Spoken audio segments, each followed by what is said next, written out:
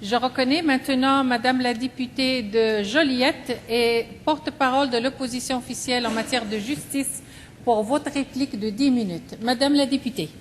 Merci beaucoup, Madame la Présidente. Alors, ma réplique sera véritablement une réplique dans un premier temps. Réplique au député de Chaumédé, au ministre de la Sécurité publique et au ministre des Finances. D'abord, le député de Chaumédé qui nous parlait du respect, de l'importance de se respecter. Eh bien, moi, Madame la Présidente, je dois vous dire que c'est quelque chose qui m'anime beaucoup et quotidiennement. Et je pense que le respect, il est fondamental dans ce qu'on vit présentement. Le respect, ça veut dire tout d'abord le respect entre un gouvernement et sa population. Dans ce cas-ci, ça veut dire le respect entre un gouvernement et la jeunesse et les étudiants du Québec. Et je pense que si on veut parler de respect, ça aurait voulu dire, bien concrètement, de respecter ces jeunes qui se battent pour des idéaux, pour des convictions, pour ce en quoi ils croient. Et je ne pourrai jamais comprendre qu'un gouvernement n'offre pas son respect, son écoute et son dialogue à une jeunesse qui se bat pour des idéaux et des convictions. Deuxième respect qui est fondamental, oui, c'est le respect entre les parlementaires. Pourquoi c'est fondamental? C'est fondamental parce qu'on n'est pas ici en notre nom personnel, on est ici parce qu'on représente la voix de milliers de citoyens qui nous ont fait le cadeau et l'honneur de leur confiance. Alors oui, il faut se respecter entre nous. Et c'est pourquoi, tout à l'heure, je dois vous dire que j'ai été un peu surprise de voir le ministre des Finances commencer à nommer les membres de l'opposition officielle qui pourraient être des juristes en nous disant « honte à nous parce qu'on se bat au même titre où des milliers de citoyens sortent dans les rues pour dénoncer cette loi-là, au même titre où des centaines de juristes sortent dans les rues pour dénoncer cette loi-là. Nous, on est l'opposition officielle. Et avec les autres partis de l'opposition, on est ici pour porter, oui, nos idées et nos idéaux à nous, mais les idées, les idéaux et les convictions de tous les citoyens du Québec qui ne portent pas les mêmes idées, idéaux et convictions que ceux du gouvernement.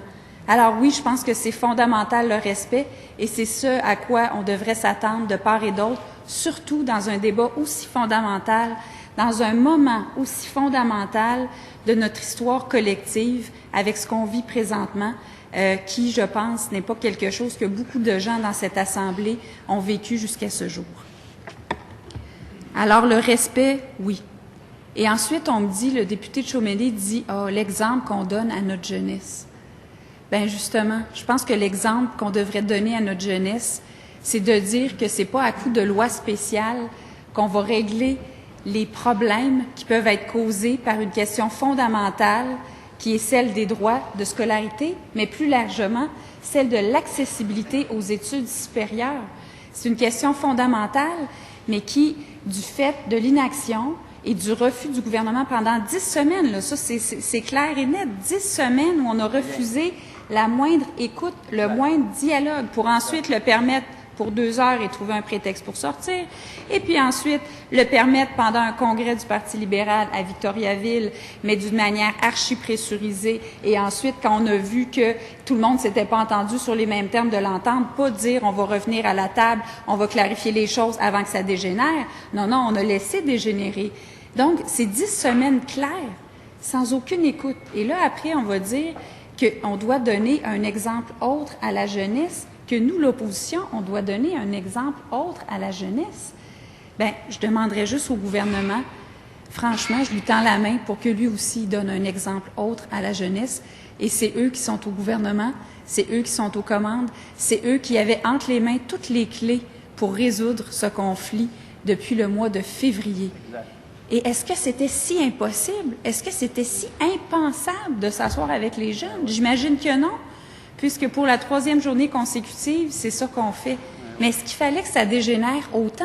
Est-ce qu'il fallait qu'on arrive dans un climat de crise sociale comme celui qu'on connaît aujourd'hui? Est-ce qu'il fallait que ce qui se passe au Québec soit dénoncé partout sur la planète?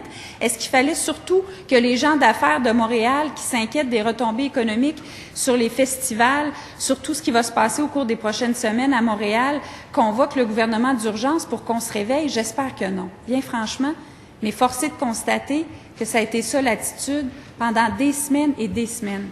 Donc, je trouve ça un petit peu difficile, Madame la Présidente, aujourd'hui, que le gouvernement vienne nous servir à nous l'exemple du respect et l'exemple de l'exemplarité pour notre jeunesse. Autre chose que je voudrais aborder, c'est bien sûr les interventions du ministre des Finances, qui lui nous a parlé du droit à l'éducation. Je pense que c'est important qu'on fasse une clarification parce qu'en période de questions, malheureusement, le temps nous est compté. On n'a jamais le temps d'aller au fond des choses. Et c'est la seule réponse qu'on sert aux questions que je pose au gouvernement depuis maintenant plusieurs jours. On dit que c'est une loi tout à fait justifiée au nom du droit à l'éducation. Alors, je voudrais juste dire au gouvernement que le droit à l'éducation dont il se gargarise, c'est prévu à l'article 40 de la Charte québécoise des droits et libertés. C'est le droit à l'instruction publique, gratuite. Donc, en soi, ça doit vouloir dire que ça ne comprend pas l'accès aux études universitaires, à moins qu'il y ait quelque chose qu'ils aiment annoncer aujourd'hui. Vous irez lire le libellé. C'est le droit à l'instruction publique, gratuite. Donc, je suis 100% pour ça. Mais je veux juste rappeler au gouvernement que ça, c'est l'instruction primaire et secondaire gratuite au Québec. Et c'est pour le moins assez inusité de venir opposer ça aux droits et libertés fondamentaux, comme la liberté d'association, comme la liberté d'expression. Et d'ailleurs, c'est pas pour rien que 60 professeurs de droit ont dit qu'on instrumentalisait la Charte des droits à des fins politiques quand on avançait cet argument-là du droit à l'instruction publique.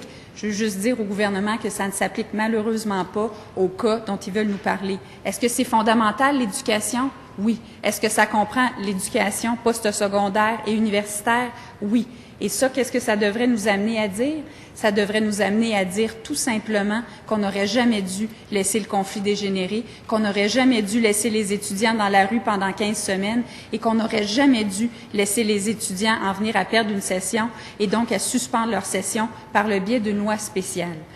Et ce que je trouve aussi fascinant, c'est de la part du ministre de la Sécurité publique qui nous dit qu'il y avait l'objectif de l'éducation, il y avait l'objectif de la violence. Bien, comme mon collègue de Nicolas Yamaska vient de le dire, il n'y a absolument rien sur la violence et les casseurs spécifiquement dans la loi.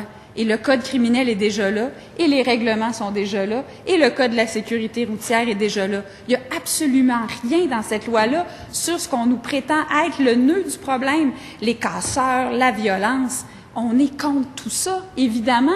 Mais ce qu'on se dit, c'est pourquoi arriver avec une loi 78 spéciale, adoptée à toute vitesse en 20 heures, qui visiblement a été en bonne partie improvisée parce qu'on a été incapable d'avoir des réponses à la majorité de nos questions, pour un problème qui n'est aucunement détaillé, dont on ne parle aucunement dans le projet de loi.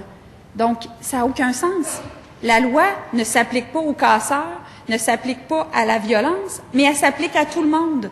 Elle s'applique pas seulement aux étudiants, elle s'applique à vous, à moi, à tous les citoyens du Québec, à tous ceux qui organiseraient, qui auraient, mon Dieu, par malheur, l'idée d'organiser une manifestation donc d'envoyer un tweet, de mettre quelque chose sur Facebook, de dire à des gens, ça serait bien de manifester contre quelque chose. Ça s'applique à tous ces gens-là, mais pas un mot sur les casseurs, pas un mot sur la violence. Pourquoi? Le gouvernement le sait, parce que les instruments, ils existent déjà dans le Code criminel. Et puis, pour la première partie, pour toute la question de reporter la session, bien, si le gouvernement avait négocié, si le gouvernement avait respecté les étudiants comme il se doit de respecter tous les interlocuteurs dans une société démocratique, on n'aurait pas eu besoin d'en arriver là. Et puis, en plus, si le gouvernement se dit, bien, il a fallu en arriver là parce que par entêtement, on n'a pas voulu négocier, bien, ça pouvait se faire par décret, puis il le sait très bien. Alors, c'est quoi le vrai sens de sa loi? C'est de vouloir venir mater les manifestations. C'est de vouloir venir, oui, porter atteinte à la liberté d'expression, de réunion pacifique et d'association. Et ça, c'est excessivement grave. Et quand il vient nous dire aujourd'hui dans son discours, où il vient prétendre que c'est pratiquement banal, qu'il n'y a rien là, que c'est tout à fait normal et dans l'ordre des choses, bien, j'aimerais ça qu'il m'explique pourquoi il y a autant de gens à chaque soir dans les rues pour dénoncer cette loi-là. Pourquoi ça prend une telle ampleur? Pourquoi il y a des centaines de juristes qui sont sortis faire une marche silencieuse? Pourquoi il y a 60 professeurs de droit qui ont écrit une lettre dans les journaux? Puis pourquoi le barreau du Québec a réagi en moins de 12 heures? Ça commence à faire beaucoup de monde. Ça commence à faire beaucoup de monde. et ça commence à ressembler à un gouvernement qui est isolé sur son île, mais qui continue à penser qu'il a raison. Bien, aujourd'hui, je dis au gouvernement, il n'est jamais trop tard pour reconnaître une erreur, pour retrouver le juste sens des choses et pour surtout envoyer un signal d'espoir à sa jeunesse. S'il vous plaît, embarquez dans la marche de l'espoir. Merci. Bravo.